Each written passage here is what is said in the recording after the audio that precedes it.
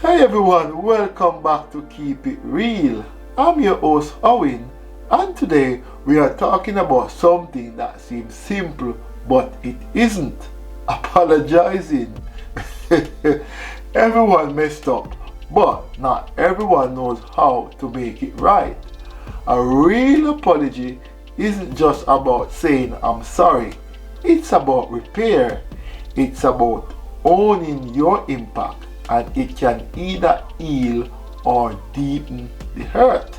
In today's episode, we'll explore why someone apologizes fall flat, the elements of a real powerful apology, what to avoid when apologizing, and how apologies can rebuild trust. Let's get into it. Let's start with this.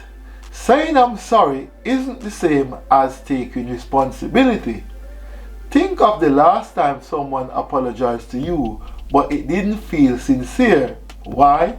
Probably because it lacked accountability, it lacked empathy, it lacked change.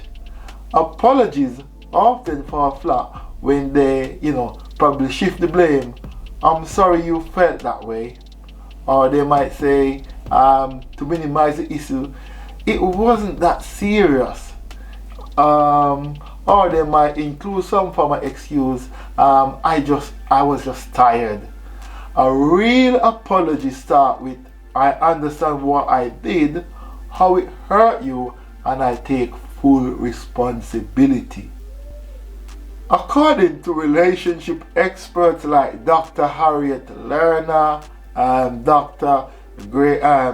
Gary Chapman, a real apology has 5 key components. So the first one, expression of regret. So you would say, I'm truly sorry for what I did, or acknowledgement of responsibility. I was wrong, making restitution. What can I do to make things right?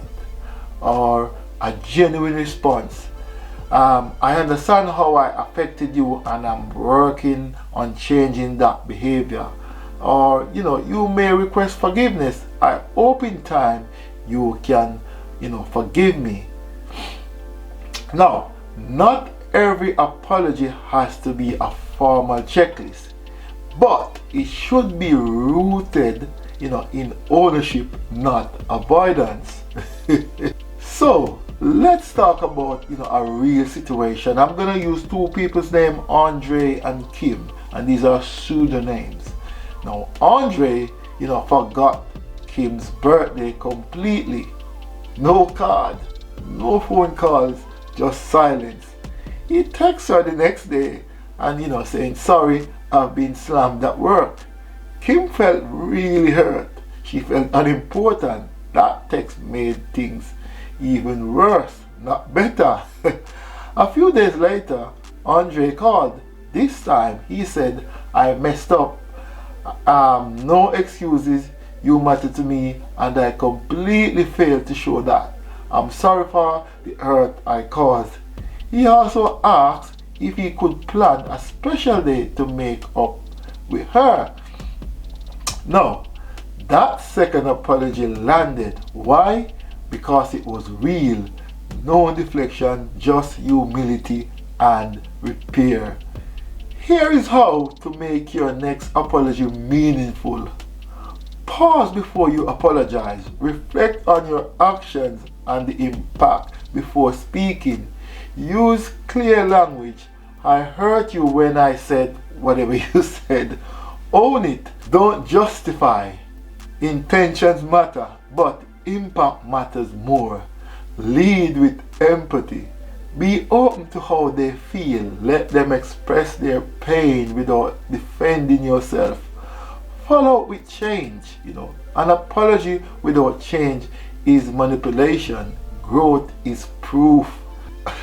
Apologizing well takes courage, but it builds trust and shows love in action. Thanks for joining me for another episode of Keep It Real.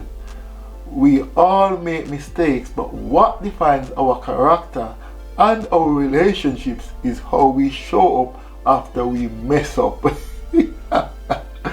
A true apology can be a turning point.